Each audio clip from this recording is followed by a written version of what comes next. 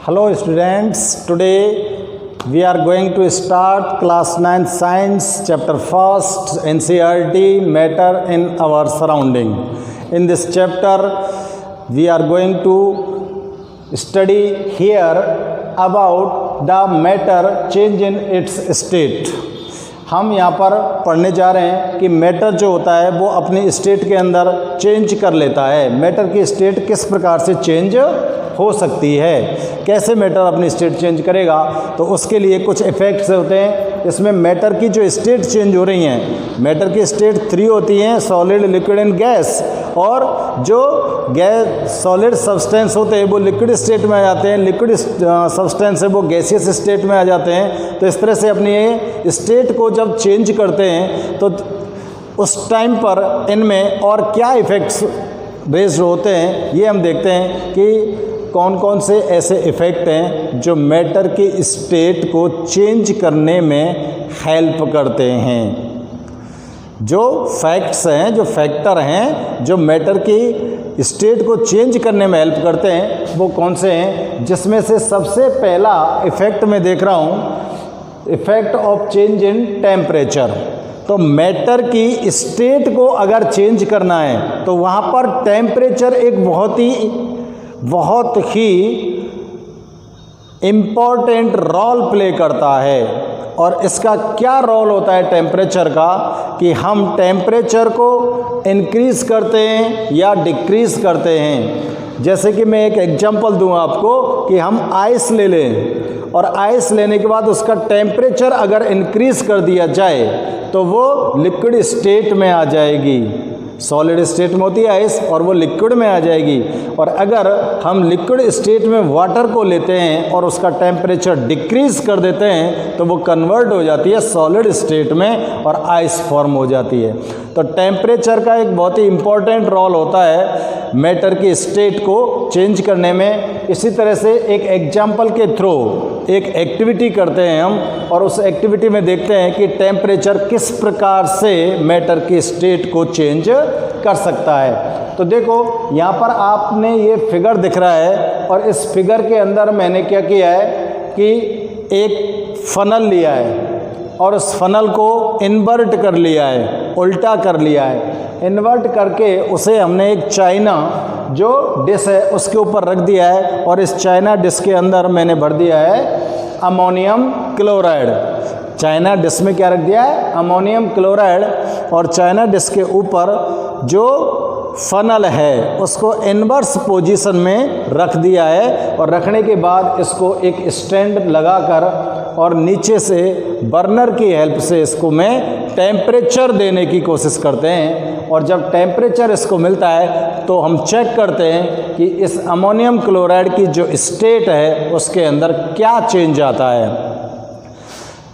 Then students listen that ammonium chloride find in solid state. Ammonium chloride जो होता है वो सॉलिड स्टेट में प्रेजेंट होता है और सॉलिड स्टेट में यहाँ पर हमने इसको पुट किया है चाइना डिश के अंदर।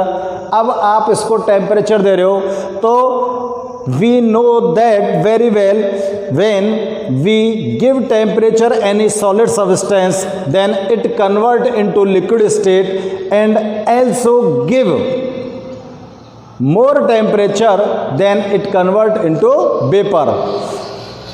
We can say that solid substance change in liquid, liquid substance change in vapor, gas state. Okay, but here this process is different because in this process solid ammonium chloride is converted into directly gaseous state without change into liquid state. इस process के अंदर क्या हो रहा है कि जो ammonium chloride आपने सॉलिड स्टेट में या चाइना डिश के अंदर भरा है और इसके ऊपर जो हमने थिसिल फनल लगाया है, इस फनल के जो ये फेस होता है ना, इस फेस को मैंने कॉटन प्लग से ना बंद कर दिया है, क्लोज कर दिया है। यहाँ से कॉटन से इसको मैंने बंद कर रखा है, ठीक है ना। तो जैसे इसको हीट किया तो ये जो अमोनियम क्लोराइड है, ये अमोनियम क्लोराइड सॉलिड स्टेट से डायरेक्टली गैसियस स्टेट में चला जाता है without change into liquid state, बिना लिक्विड स्टेट में चेंज हुए। क्लियर है? और जब ये वेपर फेज में आता है अमोनियम क्लोराइड, यहाँ पर लिखा हुआ है ammonium chloride in vapour phase, जैसे ये यहाँ से हीट हुआ, हीट होकर ये वेपर बने इसकी, तो इस एरिया में इसकी वेपर प्रेजेंट होती है। और जब ये वेपर थोड़ा सा ऊपर जाती है तो ये जो इसका फनल का ये वाला पार्ट होता है, इसका टेम्परेचर नीचे वाले पार्ट से बिलो होता है, नीचे वाले पार्ट से बिलो होता है। इसलिए यहाँ पर ये जो इसकी अमोनियम क्लोराइड की वेपर है, इसकी वॉल्स से कॉलिजन करती है और कॉलिजन करके वो उसका टेम्परेचर थोड़ा सा डिक्रीज हो जाता है। और टेम्परेचर डिक्रीज होने पर ये गैसियस स्टेट से डायरेक्टली कन्वर्ट हो जाती है सॉलिड स्टेट में without change into liquid state. ठीक है ना? अमोनियम क्लोराइड सॉलिड स्टेट से डायरेक्ट गैसियस स्टेट में गया और गैसियस स्टेट में जाके ऊपर गया तो टेम्परेचर डाउन हुआ, टेम्परेचर डाउन हुआ तो गैसियस से डायरेक्ट किस में आ गया? सॉलिड स्टेट में आ गया। और सॉलिड स्टेट में ये फनल की इन बॉल्स के ऊपर जाके अरेंज हो जाता है। क्लियर है? तो इस तरह की ये जो प्रोसेस है, इस प्रोसेस में हमको समझ आ रहा है कि टेम्परेचर का जो सब्सटेंस होते हैं उनकी स्टेट पर इफेक्ट पड़ता है। और ये जो इफेक्ट पड़ रहा है, इस प्रोसेस को, इस इफेक्ट वाली प्रोसेस को हम क्या बोलते हैं बेटा? सब्लिमेशन। क्या बोलते हैं इसको हम? Sublimation process. तो what is the sublimation? Sublimation क्या होता है? सब्लिमेशन एक ऐसी प्रोसेस है जिसमें जो सॉलिड सब्सटेंस होते हैं वो विदाउट लिक्विड स्टेट में चेंज हुए डायरेक्टली कन्वर्ट हो जाते हैं गैसियस स्टेट में। और जब इनको कंडेंस किया जाता है, इनको कूल किया जाता है, ठंडा किया जाता है, तो ये गैसियस स्टेट से डायरेक्टली सॉलिड स्टेट में आ जाते हैं। तो इस प्रोसेस को बोलते हैं हम सब्लिमेशन। और सब्लिमेशन के लिए हम एग्जाम्पल की अगर बात करें तो इसके दो एग्जाम्पल आपके सामने मैं नोट कर रहा हूँ। Camphor and ammonium chloride. NH4Cl formula होता है अमोनियम क्लोराइड का। तो एग्जाम्पल सब्लिमेशन के लिए जो सब्लिमेशन प्रोसेस को शो करते हैं, एक तो कैम्फर होता है, कैम्फर को बोलते हैं बेटा हम कपूर, और अमोनियम क्लोराइड को बोलते हैं हम नौसादर। ये दोनों के दोनों सब्लिमेशन प्रोसेस को शो करते हैं। और इसके थ्रू आपको पता लगता है कि टेम्परेचर में जब चेंज करते हैं तो मैटर की जो स्टेट होती है वो भी चेंज हो जाती है। ठीक है ना?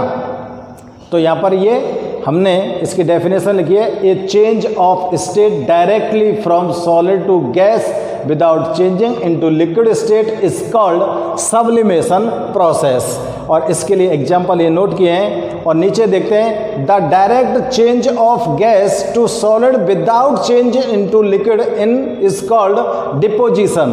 अगर डायरेक्टली कोई गैसियस सब्सटेंस बिना लिक्विड स्टेट में चेंज हुए सॉलिड में कन्वर्ट हो जाता है तो उसको क्या बोलते हैं हम? डिपोजिशन। तो इस जगह पर अमोनियम क्लोराइड का डिपोजिशन हो रहा है। समझ आ रही है बात? क्या हो रहा है? डिपोजिशन हो रहा है। तो ये तो देखा आपने इफेक्ट ऑफ टेम्परेचर का। अब इसके बाद दूसरा इफेक्ट देखते हैं कि मैटर की चेंज को टेम्परेचर तो इफेक्ट कर सकता है, क्या और कोई फैक्टर है जो मैटर की स्टेट को चेंज करने में अपना रोल प्ले करता हो? तो देखो एक इफेक्ट और होता है, चेंज इन प्रेशर। प्रेशर को चेंज करने पर भी मैटर की स्टेट कन्वर्ट हो जाती है। प्रेशर को भी अगर आप चेंज करते हो तो मैटर की स्टेट कन्वर्ट हो जाती है। अब ये किस तरह से हो जाती है? तो देखो, applying pressure and reducing temperature can liquefy gas. आप लोग देखो, ध्यान करो, हम देखते हैं कि आपके जो गैस सिलेंडर होते हैं उनमें जो गैस भरी होती है LPG गैस, उसको बोलते हैं हम LPG गैस है। लेकिन सिलेंडर को अगर हम मूव करा के देखें तो हमें ऐसा लगता है, we feel like that a liquid fill in this cylinder. हमको लगता है कि उस सिलेंडर के अंदर कोई लिक्विड कंपोनेंट्स फिल किया गया है, लगता है ना ऐसा? तो उस सिलेंडर के अंदर गैस को हायर प्रेशर पर फिल किया गया था, और जब गैसियस मॉलिक्यूल्स को हायर प्रेशर दिया जाता है तो उनके मॉलिक्यूल्स नज़दीक आ जाते हैं, क्लोज आ जाते हैं, और जब क्लोज आ जाते हैं तो उनकी स्टेट गैसियस टू लिक्विड में चेंज हो जाती है। ठीक है ना।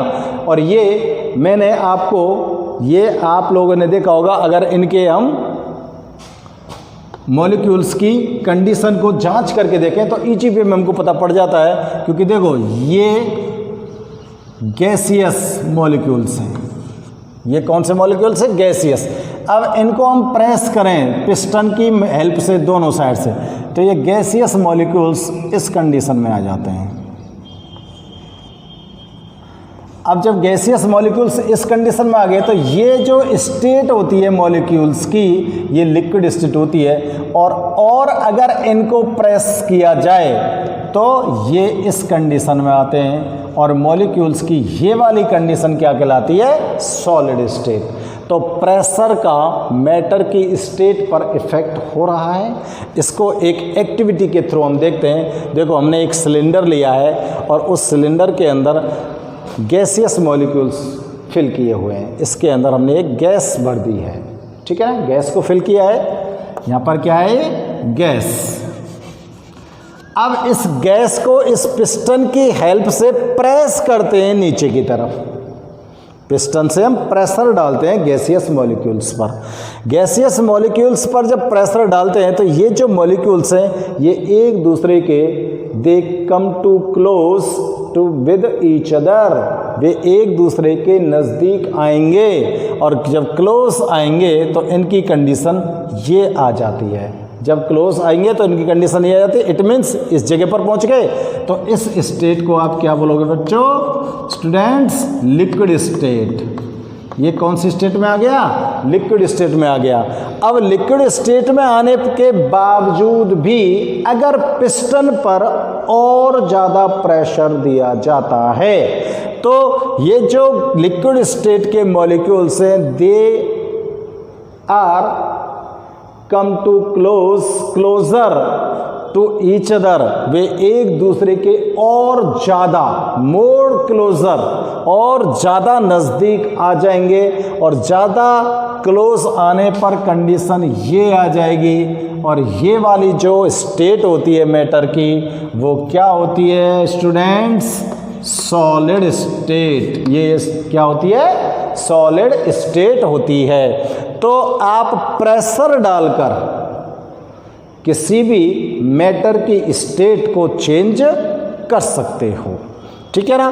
तो देखो, by applying pressure particles of matter can come to closer. जब आप प्रेशर को अप्लाई करते हो तो मैटर के जो पार्टिकल हैं वो एक दूसरे के क्लोज आ जाते हैं और come to closer and change their state. तो यहाँ पे नोट कर सकते हैं ना, एंड चेंज दियर स्टेट, और अपनी स्टेट में चेंज कर सकते हैं। और इसके लिए एग्जाम्पल के तौर पर आपको बताया जाए कि solid CO2 gas is called dry ice. Solid CO2 gas को हम क्या बोलते हैं? ड्राई आइस बोलते हैं।